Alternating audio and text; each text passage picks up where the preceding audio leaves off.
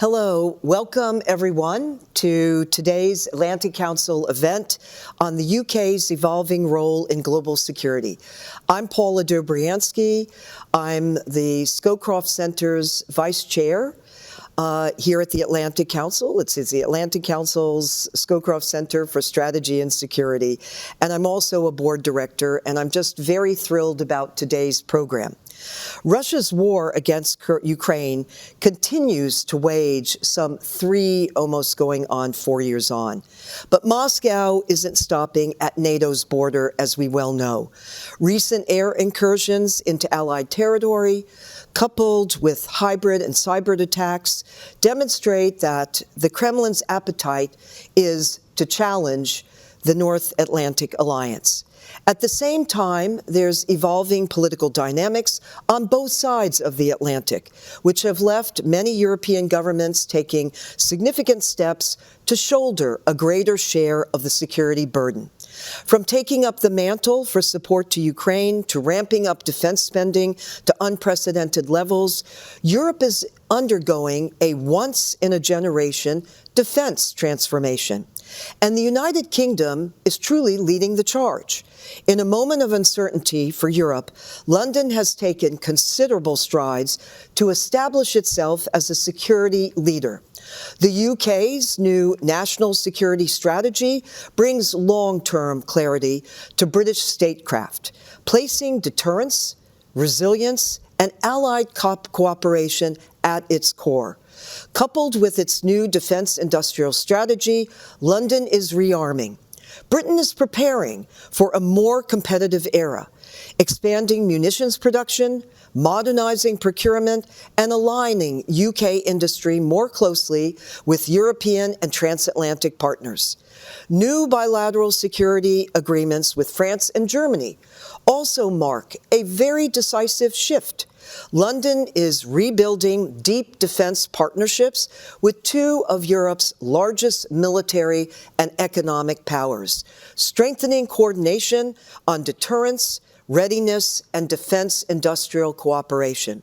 But more than that, the UK is looking beyond just the alliance and is playing a dominant role in European support to Ukraine by standing up the coalition of the willing alongside France. Taken together, these moves show a UK readying itself to lead from the front, acting as a catalyst for European security at a time when the continent urgently needs direction, capability, and resolve. And importantly, the UK's special relationship with the United States amplifies this leadership. To help us explore these steps and the UK's perspective on the future of European security, it is my honor and privilege to welcome our distinguished guest, Dame Priti Patel, the Shadow Secretary of State for Foreign, Commonwealth and Development Affairs of the United Kingdom. Convenings on topics such as this are integral to the Scowcroft Center's mission of developing sustainable, nonpartisan strategies and to address the most important security challenges facing the United States and the world. The Center honors Brent Scowcroft's legacy of service and embodies his ethos of nonpartisan commitment to the cause of security, support for U.S. leadership, in cooperation with its allies and partners, and dedication to the mentorship of the next generation of leaders. Today's conversation is co-hosted with the Council's Europe Center, which seeks to promote transatlantic leadership and a strong Europe in turbulent times. Dame Priti Patel, I'm delighted to welcome you. Thank you for joining us.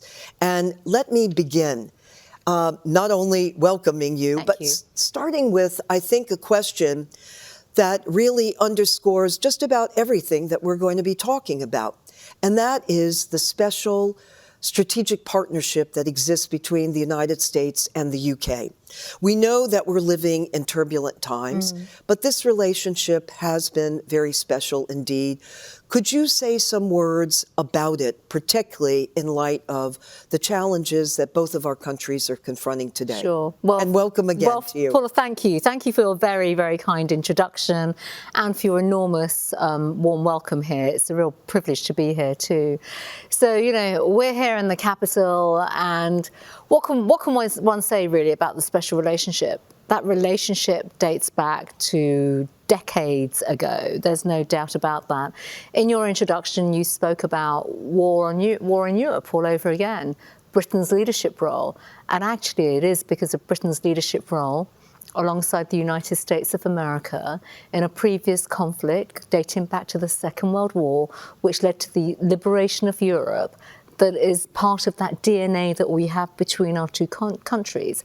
So fundamentally, our values are naturally based upon sovereignty, territorial independence, fighting for freedom, fighting for all those shared values that I think we feel really deeply about, not just from a political level, not from the sort of Hill to Westminster or from the White House to Downing Street.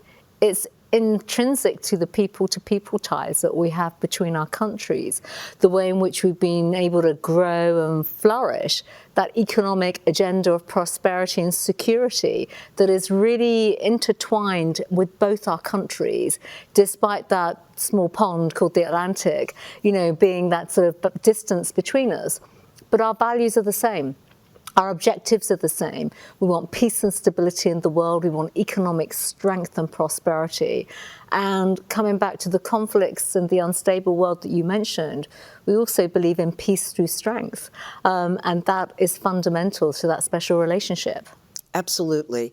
I happen to work in the Reagan administration, if I may say that, and President Reagan believed very firmly in peace through strength, and I'm also very pleased that President Trump has underscored the importance of peace through strength. Well, let me go to a recent release, and that is you released a new national security strategy, that is, the UK has, yes, and accompanying defense industrial strategy to bolster the UK's security position. Could you please share with us what is the core focus of that new strategy? What does it underscore? So let me just provide some context behind this, because, you know, all governments do this. My party in government up until last year, we did exactly the same. We call them strategic defence reviews, and they're absolutely crucial to the defence agenda and outlook, and how to put this, the sort of proposition, the preparedness that we all have to recognise and be ready for. And the purpose of these strategic defence reviews are first and foremost to step back and assess the world that we live in, because it is constantly changing. So, you know, when we did one in government, it was Britain post-Brexit. It covered a lot on China, the Indo-Pacific, South China Sea, all China's incursions there, Taiwan, those issues. Since we've obviously had the conflict in Ukraine, which changes your defensive posture, what you're doing strategically in terms of military and preparedness. And now, of course, we have a Labour government. It's a, you know, different government to my party completely.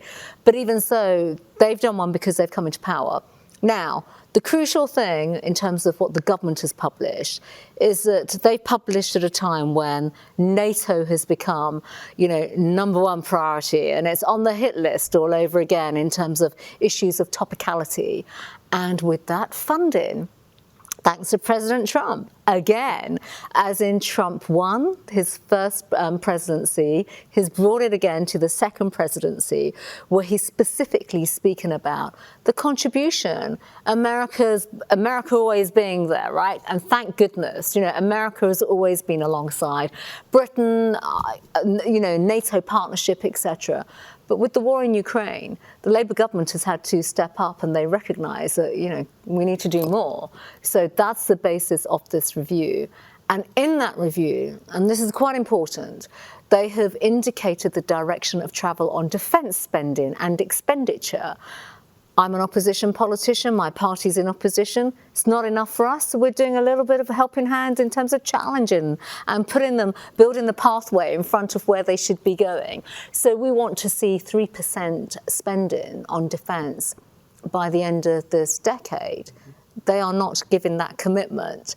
So we've even been a little bit propositional about this and put forward suggestions about how to repurpose our aid budget to put more support into defence. They've taken that, by the way. They have agreed with that. So, we're part of the solutions in that very conservative tradition. You can't just make statements. You have to put ideas and suggestions together. So the premise of the Defence Review is very much looking at the state of the world, what the government is looking to do. We're giving the government a helping hand by putting some good suggestions on spending, on expenditure. And then with that, of course, particularly because of Ukraine and our friends here in America being invested in Ukraine in the same way in which Britain gave leadership when I was in government under Boris Johnson's government as well. We're making suggestions about more innovation, more defence partnerships, more technology partnerships that help Ukraine, but also helps us and helps our allies in NATO. Thank you very much for putting that in context, especially diving in a little bit into British politics in terms of positions that are taken. And you know that this issue is an important one for the United States, for President Trump, and certainly looking at the outcome of the Hague Summit, NATO Summit that had taken place with its pledge. Let me go to another important issue related to defense spending, and that's the issue of modernization, defense modernization. Yes. So here, could you share with us what steps is the UK taking in this regard in terms of your own defense modernization? So, it's a great question. So when I came to inauguration in January this year, I did a few media interviews and people were asking me, what are your hopes and aspirations out of the partnership with the new Trump administration? My number one point at the time was on defence and security. Let's have modernisation, more procurement and more investment. I've been literally rolling the pitch for greater defence cooperation and collaboration, particularly on the basis of innovation and technology. And I say this because where we sit in the United Kingdom, and part of, where we are in proximity to Europe and Ukraine in particular, look at what's happening to us. We in the UK are subject to hybrid warfare, for example. Lots of issues around cyber and, ransomware and all sorts of splicing of our own infrastructure. When we're in government, we put forward lots of new measures and legislation to stop the Chinese, for example, coming in to hoover up our IP and buy our companies. So for me, the modernisation perspective has to be with our greatest and strongest ally. It's fair to say the United States has some, a great record, a track record. I've previously been involved with some of the defence companies here in the US and in the UK. And more recently, I saw some good cooperation between some of our defence companies, between the UK and the United States, to do more together in partnership to help Ukraine. But while they're helping Ukraine, they're helping both our countries as well, innovating new collective partnerships, new designs, because importantly, this is going to keep our country safe in the future. But we're setting now the standard around the next generation of technology, ranging from missiles, everything that our military service men and women need in combat on the front line. And I think it's the best thing that our two countries lead that together. So we raise the bar, we set the standards, and others will follow, such as other NATO partners as well. And everyone benefits from that. We've always been there at the outset, and that cooperation is just so vital. And it's good for the industry and the sector as well. And that's, of course, great for our two governments. One of the questions I know that our audience is keenly interested in is the relationship that the UK has these days with the European Union. We've been watching from this side of the Atlantic the fact that the European Union has been taking some significant steps to bolster its position as a kind of security actor in Europe. And the question really is, how do you see those actions, and how is the UK interacting, in fact, with the European Union, particularly on matters related to security and defence? So it's a super question, really good, because obviously Britain post-Brexit, all of that. And by the way, we are doing a great deal of, work on trade cooperation, security, defence outside of the EU since Brexit. Now, I don't want to be too political, but it's a sensitive subject in the UK. Well, I did say that our audience is very interested in this one. Of course, they will be. They completely will be. Because of the perspective of the British government, they did not support Brexit and they want to go back into the EU. So, your audience just need to have that context there. But secondly, look, on the defence side of things, NATO comes first. Primacy on defence is with NATO. It's not a parallel organisation with the EU. So there's been some talk recently from the British government about having cooperation and collaboration with the European Union on defence procurement, for example. Well, we believe that is with NATO. It's not with a separate body within the EU. So I'll just be crystal clear about that. And from the perspective of my party, we're NATO. We do not think we need to reinvent the wheel with another organisation. But let me say this, because this does link to Ukraine as well. Look at what some of our NATO allies in Europe are doing. They're on more footing. Look at Poland, for example. Look at Germany. Look at what they've done recently in terms of their own defence budgets. Look at Poland's contributions to NATO. I mean, they're sort of at the top of the list. They really are. These countries are on war footing. They can see what Russia is doing. This is on our doorstep. And by setting the standards, those two countries are actually pulling up others within NATO and hopefully demonstration to the European Union, another body there, that actually we need a stronger NATO. We don't need other organisations at the periphery trying to outcompete on procurement and defence, because that's just going to dilute things. And by the way, it'll make it so much more bureaucratic, and that's not what we need at a time when we all need to be rearming, showing that we are taking the axis of authoritarianism seriously and treating this in a very, very serious way, and showing that we're not going to concede to our adversaries at any level. You earlier did indicate what the UK is doing in terms of its own defense spending. And we've peripherally have touched upon the fact that the NATO summit in The Hague, what it has produced. You're mentioning Poland, you're mentioning what you are doing in the UK. Are there any other points you'd like to make, regarding that summit? Because in the United States, actually, it was certainly touted as being a very historic in a certain way because of the pledges made, because of the show of solidarity, and the importance of deterrence. So before we go to Ukraine, I do want to ask you about Ukraine. Anything that, further that maybe we haven't touched upon that struck you about that NATO summit? Sure. So first of all, yes, there are some observations. And I remember speaking to some of my colleagues, across Europe in advance, and even towards the end of last year in terms of their own expectations and what to anticipate. By the way, this was before the president had been inaugurated. And so I think there was some, there's a lot of expectation management, there's no doubt about that. The most positive aspect, if I may say so, of the Hague Summit was effectively the way in which President Trump convened and demonstrated leadership. Because he was the one, if we all recall it, I remember watching the press conference, and I remember some British journalists making some remarks, actually, which were quite poignant, because it demonstrated the strength of the US presence, the strength of US leadership, and the fact that President Trump had effectively convened and coalesced others to recognize that they had to step up significantly. So the language that was being used by the NATO Secretary General in some of the conversations around the president, I'm not going to go over them for the audience right now, but it was serious. They joked about it at the time, and that's not a bad thing, but it was serious. And I think that's all credit to President Trump. He should be given a lot of credit for that. The way in which NATO has pivoted itself and actually recognized that this is an existential moment for NATO.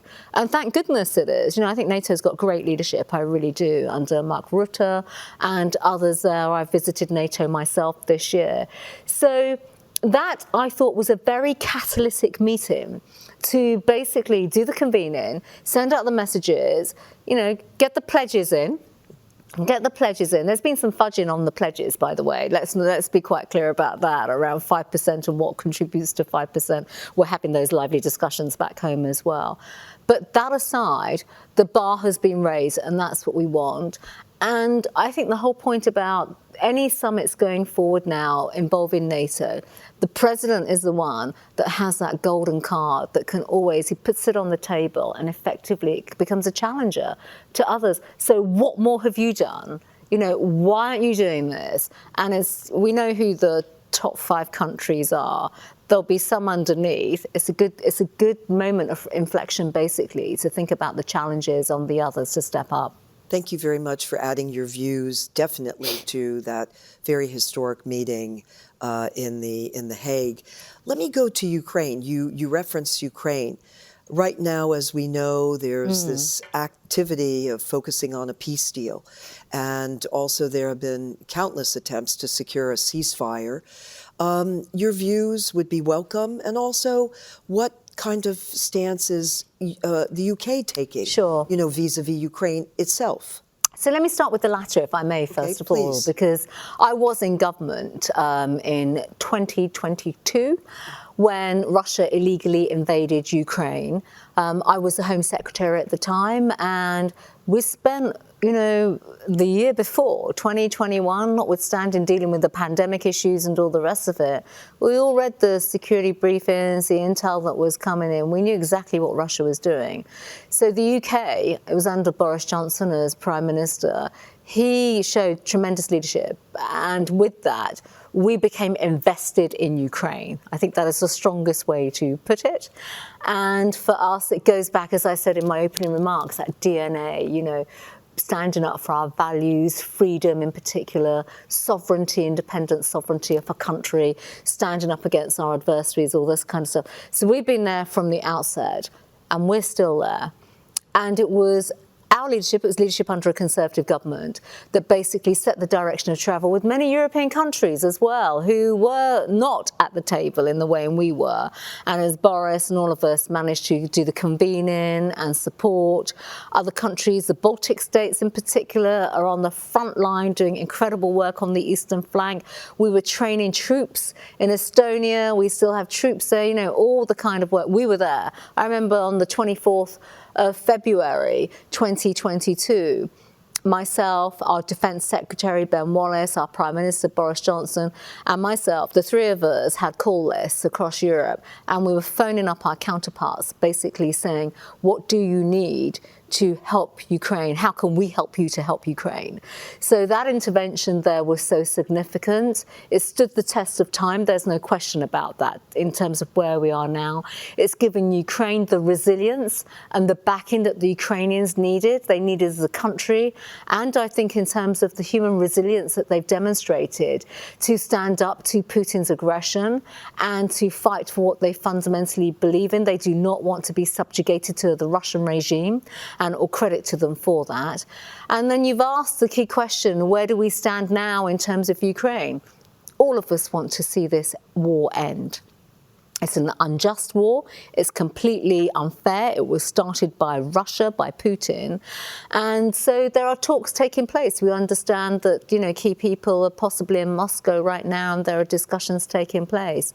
I think what is crucial is that we use the language of a just and lasting peace, absolutely correct, because we can't give an inch to Putin. We cannot give in to him, because what do we know about him? He's an ex-KGB operative. He's got his KGB playbook out right now in terms of the statecraft that he's using in the tradecraft. We can't accept that. We really can't. And secondly, for a lasting peace, it means that, you know, this isn't about giving away the sovereignty of a country and conceding territory and things of that nature. It's closer to home for us in the UK and to my colleagues, some of our European friends as well. I've mentioned Poland, I've mentioned Germany, I've mentioned the Eastern flank. They're protecting their borders right now, you know, from Russian aggression. We've seen recently our friends in Poland had a sabotage attack on their rail line. Their Russian drones incursion into Poland, into other countries. We've seen what's happened in Denmark, Romania. So, you know, we're all fighting for our freedoms and our way of life. So we stand with Ukraine. We feel passionately about why they are fighting for their independence. They're on the front line fighting for the rest of us, basically, for those that believe in those values.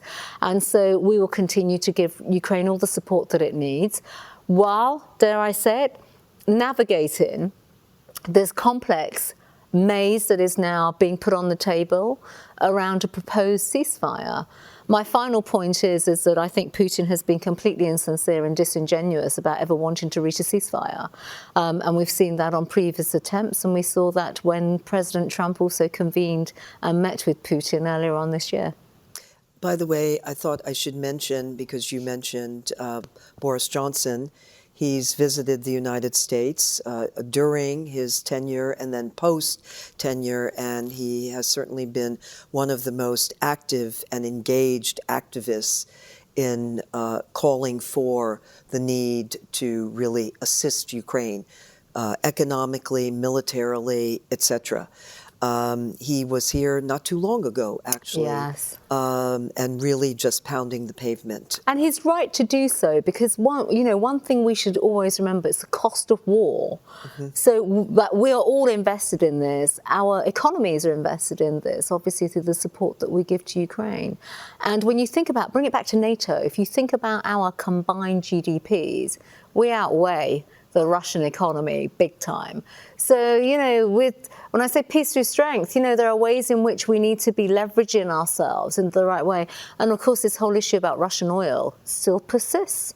There are countries still buying and whitewashing and white labeling Russian oil. That is simply not acceptable. And by the way, I should mention, Boris Johnson came to the Atlantic Council, and specifically to make that pitch on Ukraine. I know we're at the end of our time, but if you will, just two last, maybe interrelated questions in the economic domain.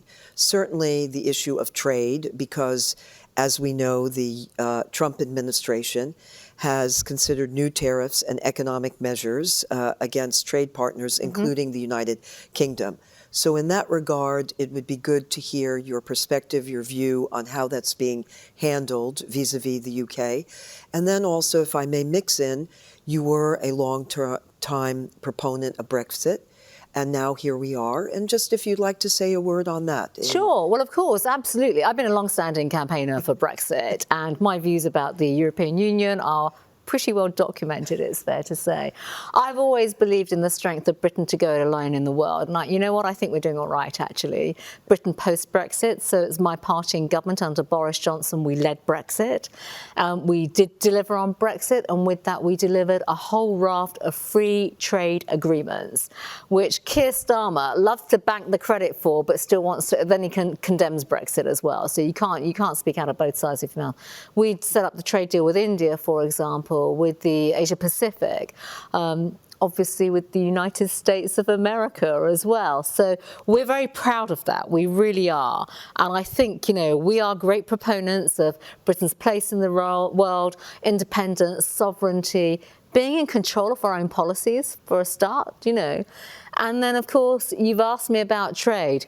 We believe passionately in free trade. We really do. So Brexit was also our opportunity to reclaim our seat at the WTO. We know that these organizations and institutions, need to sort of work with the real challenges that we see in the world right now.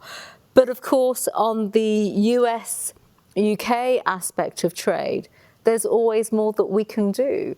And I think it's a Conservative future government that can actually unblock some of the, language around tariffs and trades and demonstrate how our two countries could be even better and stronger in a tariff-free world with free trade, literally led by the United States and the United Kingdom together. Well, the Right Honourable Dame Priti Patel, thank you so much for coming today to the Atlantic Council. You really have provided a fresh realm of new ideas, and we appreciate that, and just to really appreciate your time. Thank you for coming. Thanks so much. Thank you for having me.